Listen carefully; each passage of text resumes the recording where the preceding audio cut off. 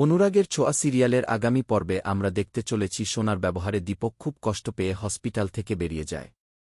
দীপাকে ফেরানোর চেষ্টা করলেও সূর্যকে বাধা দেয় সোনা। আর সূর্যকেও হসপিটাল থেকে বের হতে দেয় না। কিন্তু রূপা বুঝতে পারে দীপা অভিমান করে চলে গিয়েছে। অন্যদিকে দেখা যায় দীপা মনে মনে ভাবে এবার থেকে ডাক্তারবাবুকেই তাদের দুই মেয়ে আগলে রাখতে হবে, কারণ সে আর সেনগুপ্ত বাড়িতে ফিরে যাবে না। আর হসপিটালে দীপার ওপার সোনা এতটাই রেগে থাকে যে কোনোভাবেই দীপার নামটা শুনতে পারে না। আর কোনোভাবেই দীপাকে খুঁজতে সূর্য বাইরে বের হতে পারে না। তবে রুডির কি অবস্থা তা জানার জন্য খুব অস্থির হয়ে যায় সোনা, কিন্তু সেখানে থাকা নার্স তাদেরকে ভিতরে যেতে দেয় না, যেটা সোনার একেবারেই পছন্দ হয় না।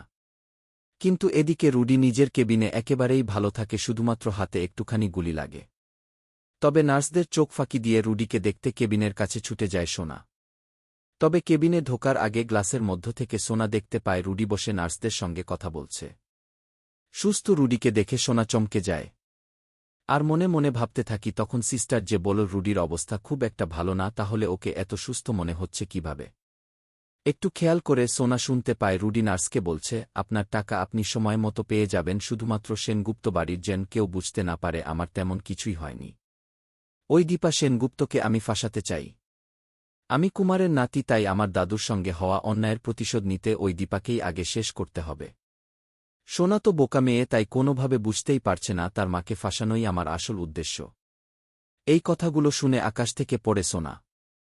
তাহলে এই চক্রান্ত থেকে বের হতে পারবে কি সোনা? তোমার কি মনে হয় অবশ্যই কমেন্টে জানাও। আর অনুরাগের ছোঁয়া সিরিয়ালের সকল আপডেট পেতে চ্যানেলটি সাবস্ক্রাইব করে রাখুন।